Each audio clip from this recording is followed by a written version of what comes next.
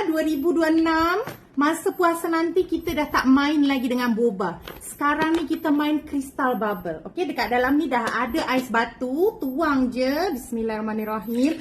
Air dia ni memang dah manis ya kak. Jadi akak nak hidang untuk tetamu untuk berbuka puasa sangat sesuai. Lepas tu kita kena top up lagi air. Jangan ada yang komplain air dia tu memang manis. Mestilah manis. Kita nak buat air manis ni kak. So tak yalah akak nak bancuh gula-gula lagi.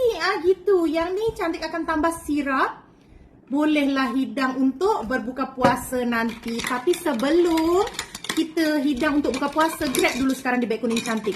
Korang tester dulu apa agaknya rasa yang sesuai untuk korang semua. Dalam ni macam ni. Ya. Yang ini bukan yang meletup dekat dalam tu. Yang ini chewy, kenyal. Dia memang ala-ala boba macam tu. Bismillah. Rasa dia macam boba, nata de coco, buah kabung. Lebih kurang rasa dia macam kenyal dan lembut. Sangat sesuai. Beli di beg kuning cantik sekarang, banyak pilihan rasa dia kak.